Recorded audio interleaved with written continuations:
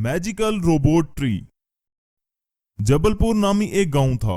उस गांव में संजीव नाइक और आलोक नाथ नामी दो दोस्त रहा करते थे। संजीव नाइक एक भला मानुस था। सब कुछ वो किस्मत के ऊपर छोड़ देता था और कभी लालच नहीं करता था। पर आलोक नाथ एक लालची इंसान था। उसी लालच के चलते उसने बहुत पैसा कमाया और एक बड़ा और अच्छा घर भी बनवाया। एक बार संजीव नाइक के घर एक पंडित आके, संजीव साहब, आप सच में बहुत किस्मत वाले हैं। परसों आपकी बेटी को देखने के लिए जो लोग सूरत से आए थे वो रिश्ता पसंद कर लिए हैं, लेकिन वो दहेज कुछ ज्यादा ही मांग रहे हैं। लड़का बहुत अच्छा है, दहेज भी नहीं मांग रहा है।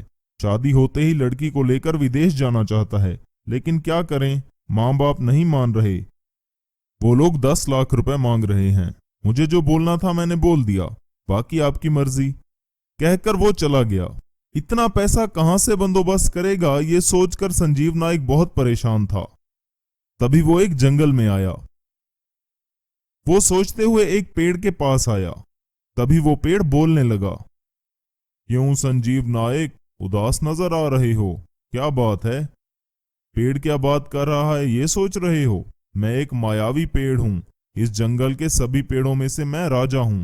तुझे क्या मदद चाहिए, बोल। तभी संजीव नाइक ने पेड़ को अपनी समस्या बताई।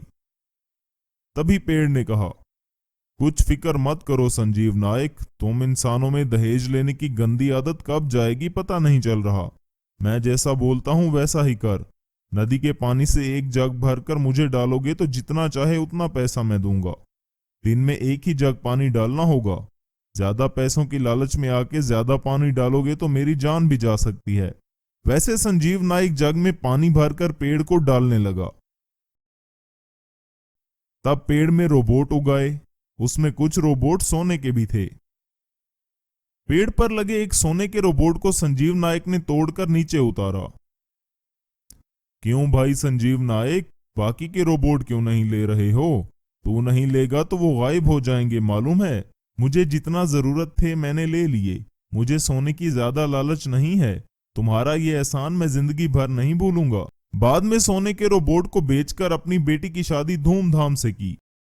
गरीब संजीव नाइक अपनी बेटी की शादी कितने धूमधाम से रचाया, ये सोचकर आलोकनाथ हैरान था। बाद में आलोकनाथ की बीवी आकर, सुनिए जी, क्या आपको ये बात पता है संजीव नाइक को पैसे कहां से आए? उसकी पत्नी ने मुझे सब कुछ बताया और ये बात किसी से जिक्र ना करने के लिए भी बोली। कहकर उसने जादुई पेड़ के बारे में और पैसे कहां से आए उसके बारे में सब कुछ बताया। अगले दिन संजीव नाइक अपने गांव वासियों को सब कुछ बताते हुए, गांव वालों, इस जादुई पेड़ की वजह से मैंने अपनी बेटी की शादी की। मेरे जैसे ही अगर तुम में से किसी को पैसे की तंगी है तो वो उस पेड़ की मदद ले सकता है। ऐसे दिन में एक ही जग पानी ही डालना होगा, ज्यादा डाले तो वो मर जाएगा। लालच में आकर एक अच्छा मौका मत गंवाइए। चलिए मैं इस पेड़ को आपको दिखाता हूं। ये कहकर वो गांव वालों के साथ पेड़ के पास चला गया। इतने में आलोकनाथ एक वाटर मोटर पंप लेकर उस पेड़ के पास गया। पेड़ की ओर देखते हुए वो संजीव नाइक एक जग पानी डालने के लिए बोला। वो झूठ बोला। हम ज्यादा डालेंगे तो ज्यादा सोने के रोबोट मिलेंगे, ये सोचकर उसने ऐसा कहा है। ये अगर जादुई पेड़ है तो ज्यादा पानी डालने से थोड़ी ही मर जाएगा। बाद में उसने मोटर को ऑन किया और पेड़ को पानी देना चालू कर दिया। ज्यादा पानी लगने के कारण वो पेड़ काला पड़ के मर गया।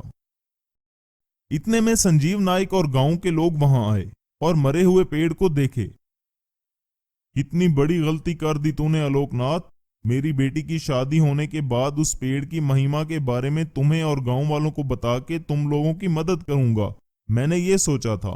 लेकिन इतने में ही तुम्हें पता चल गया। इतना पानी डालकर उस बेचारे को तूने मार दिया ना। तेरी वजह से सबका नुकसान हुआ है। उससे गांव वालों को बहुत गुस्सा आया और आलोकनाथ को सब लोगों ने खूब पीटा। रात का समय था।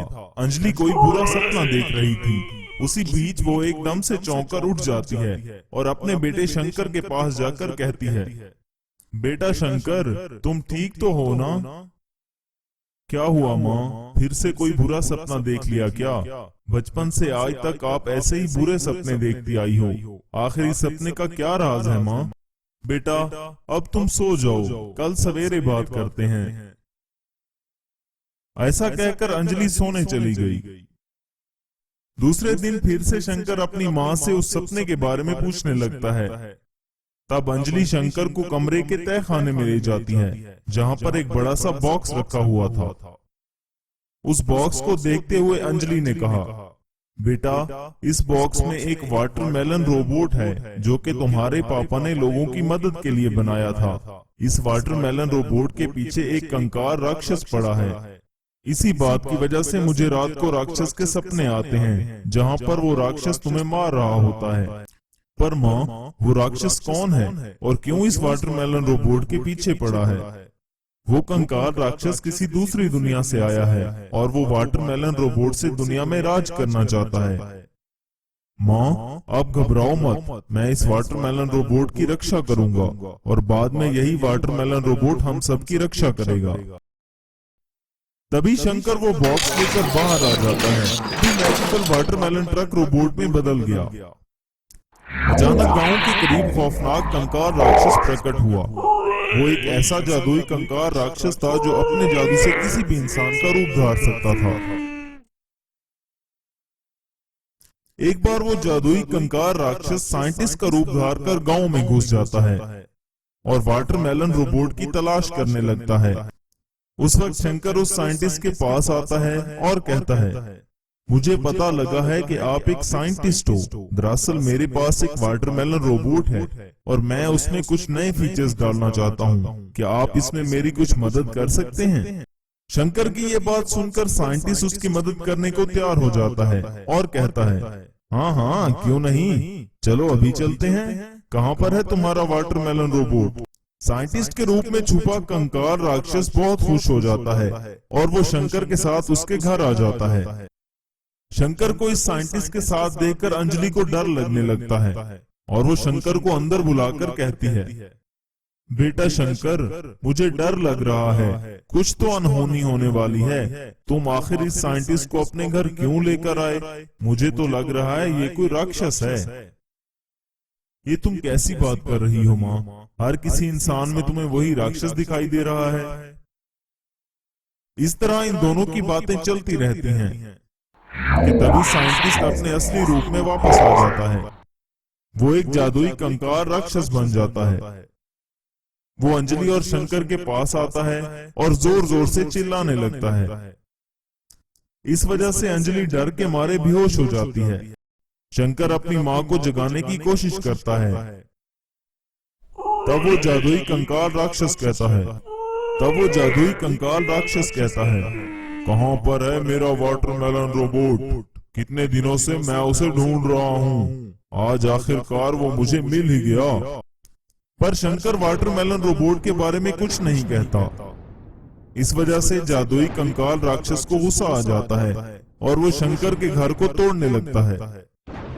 शंकर अपनी माँ को होश में लाते हुए चुपके से उसे तहखाने में ले जाता है। तभी शंकर अपने मैजिकल वाटरमेलन रोबोट को एक्टिवेट कर देता है। उधर कंकाल राक्षस शंकर और उसकी माँ को ढूंढने लगता है और बाहर निकलकर गांव में तबाही मचाने लगता है। सारे गांव के लोग राक्षस को देखकर डर के मारे भागने लगते हैं। तभी शंकर अपने मैजिकल वाटरमेलन रोबोट के साथ राक्षस के सामने आता है और कहता है, रुक जाओ राक्षस, गांव वालों पर जुल्म करना बंद कर दो। तुम्हें वाटरमेलन रोबोट चाहिए था ना, तो ये लो। तभी जादुई कंकाल राक्षस और वाटरमेलन ट्रक रोबोट में लड़ाई चालू हो जाती है। जादुई कंकाल राक्षस अपनी जादुई शक्तियों से वाटरमेलन रोबोट पर हमले करने लगता है, पर वाटरमेलन रोबोट कंकाल राक्षस के हर वार से बचते रहता है। तभी वाटरमेलन रोबोट जादुई कंकाल राक्षस पर बिजली बरसाने लगता है।